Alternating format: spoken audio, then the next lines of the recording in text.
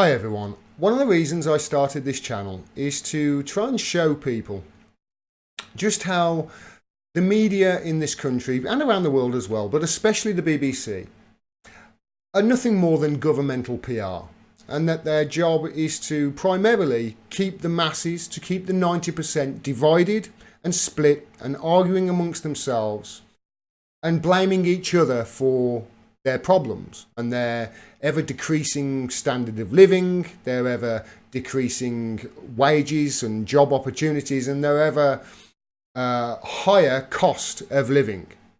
To keep them divided and arguing amongst themselves and blaming each other for that.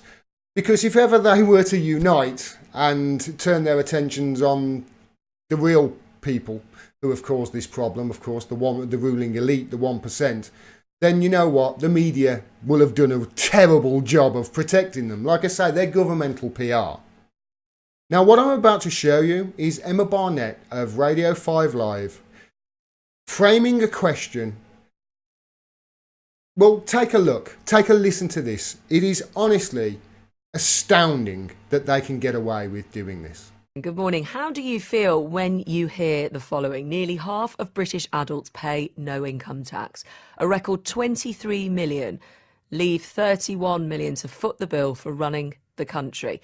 Increases in the personal tax allowance since 2010 mean 43% now live tax-free. A study from the Institute of Fiscal Studies has revealed that the number of UK adults, just to be clear, paying no income tax, has leapt to 43%, which is up nearly 10% in little over a decade.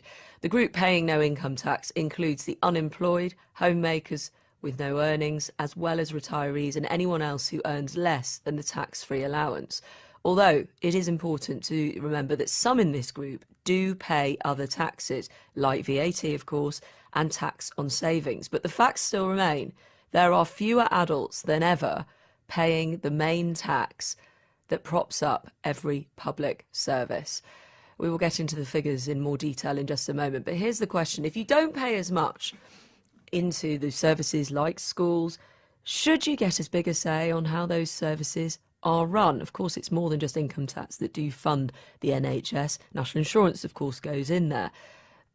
But the even bigger question, I suppose, which is one that experts in taxation are concerned by, is whether there is a risk in having fewer and fewer people contributing this main tax, whether we lose the feeling and the reality that we are all in this together. So if you are one of the 43% paying income tax, to stress which tax I'm talking about, do you feel hard done by? Or do you actually feel you're doing well and you're concerned by why more people aren't in the same boat as you? Or perhaps if you aren't paying tax at all and you're listening to this, maybe because you don't earn, you're not well enough to earn, or you haven't earned enough this year, or haven't saved enough and haven't been able to, I should say, in many cases, do you deserve more of a say in those public services because you may rely upon them more? So this comes down to who's contributing what. We often talk about the economics, the finances, especially at the moment, the financial health of the country. But when we look down into the detail as to who's paying for what, and I give you the latest figures, wherever you are in this, how do you feel? What is your reaction to that? What are your concerns when you hear that? I know. It's astounding, isn't it? It's incredible. It never ceases to amaze me what the BBC can get away with doing and still call news. It's incredible. This was their tweet. They said, new research shows 43% of UK adults don't pay income tax. Do those who pay it deserve more say in how tax-funded public services are run? This was, I think, the most popular reply to it. Sean Purdy said this. The key killer phrase here from Emma in that little clip was, quote, leaving the rest to foot the bill. This is LBC style leading the conversation. Exactly. Of course it is. Leading the conversation so you can punch down, so you can blame the poor. Ugh, it's their fault. Some groups used to not have the vote if they were in social housing, of course, he adds. And also, we can't give the peasants power to a bit of power in a plutocracy, can we? Of course that's what this was all about. And if you notice, they added the caveat there. They said, do those who pay it deserve more say in how tax-funded public services are run? That's what Emma Barnett is asking. Really? Is it? Because another way of asking what Emma Barnett just asked is, should the poor get a vote? Another way of asking what Emma Barnett has just asked is, I know everybody's equal in this world, but aren't the rich more equal than others? Shouldn't they get more of a say? Those people who pay more tax? Well, I'll get to that in a minute. The way she framed this, though, is incredible, because the framing there was 23 million people leave it to 31 million people to foot the bill, as she said. And this is due to, this 10% increase is due to an increase in the tax allowance, meaning the amount of money that you can make before you pay tax in this country. Now, it's currently went up and now it's at £12,500. And she says that that's what's due to, that's the amount of people not earning £12,500 or not earning enough to pay income tax. That's the main driver, is it? Because they increased the tax allowance. It's not because, I don't know, the rise of the gig economy and the rise of the 0-hour contracts and the ever decreasing wages and the ever, shittier standard of living. It's not because of that at all, is it, Emma? So it's £12,500 at the moment. That's about £1,000 a month. That encompasses a lot of people. So if you imagine, if there's somebody part-time maybe, working 16 hours a week in let's say Uber, in the gig economy, because, flexibility and all that, Theresa May, and helping, single mums, etc. They won't be earning £12,500. They won't be paying any income tax. They might have 2 kids at home, and the reason they're doing this gig economy job is to keep food on the table so that they can educate and look after the next generation of taxpayers. So shouldn't they get a say, Emma? Surely they should. The framing of her question really is terrible. She even mentioned the retired there. The retired are lumped in with that percentage that don't pay income tax. It's like they've paid a lifetime of income tax. A lifetime of it. And now they don't. Are you seriously suggesting that those who pay income tax now should get more of a say over somebody who's paid it all of their lives? It's incredible. It really is. She mentioned VAT there was one of the taxes that the poor pay. What about road tax and council tax? And of course all the tax on things that the poor like, to get over the fact that their lives crap, like cigarettes and alcohol, etc. Those are all taxed to smithereens, aren't they? It wasn't the increase in the tax threshold that caused it. There are many other factors for that. And the fact that she just brought that up and presented that as fact, honestly, is journalistic malpractice in my opinion. The increase in 0-hour contracts has obviously had an effect here. The move towards the gig economy has obviously had a massive effect on stagnating wages. And when I say they are governmental PR, I really mean it, because that is doing the government's PR for them. Think about it. Theresa May stands up in the House of Commons and says, we've got more people in work than ever. Yes, you've got more people in work than ever, but they're on low-paying jobs. There's Emma Barnett doing things that it makes the government look good. It's governmental PR.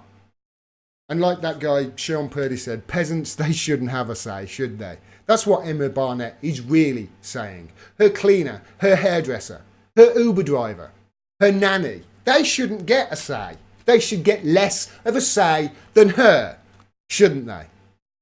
But here's the thing. The people who are most guilty in this country of abusing our tax system, of abusing it, are the large corporations and the 1% who have the biggest say in what happens with spending and governmental policy than all of us. The oligarchy. And let's face it, our tax system is so broken. It's a system where if you ask any rich person earning, I don't know, over 250, 500,000 pounds, any millionaire if you like, is paying income tax in this country a choice for you? And all of them will say yes. Yes, a choice. They can legally get away with paying zero tax. That's our system. It punishes those who are honest, who say, yes, there you go. And it rewards those who game the system. And they are overwhelmingly already, as I say, the people who drive governmental policy. The very people, the very same people who broke the economy in 2008 and then got the taxpayers and the people on low wages, who they have punished and made pay by cutting governmental spending to pay for the bankers' mistakes. The very people that they have abused for 10 years. She is now saying, should they get a say? And saying the people who crashed the economy in the first place, they're the people who we should really give more control to. It's insane. Those people face no repercussions for what they did. They have made out like bandits ever since. Landed gentry in this country have doubled their wealth in the last few years. The richest 100 people have tripled their wealth since the financial crash in this country. And they've made this money on the back of disaster capitalism. And a housing crisis that they caused. They have made money profiting from a crash of a financial crisis that they caused. And now Emma Barnett is suggesting, on behalf of the BBC, the government's PR company, that those people get more of a say. Leaving the rest of us to foot the bill. The wonderful, wonderful way of framing it, isn't it? I was insulted when I saw that clip on Twitter. I don't pay my TV license. I have opted out of it. I said, no, I'm not paying it. I'm not watching your crap. I'm not watching it. Because if you are still paying your BBC license fee, know this. You are paying to be propagandized every single day against your best interests, to keep you blaming people who are not to blame, to keep you blaming people who have been screwed over just as much as you, so you don't turn your attention on the real people who are causing all the problems in this country and have done for the last 30 or so years. If you're still paying your license fee, I don't know, really don't know what to tell you, other than you don't have to, you know.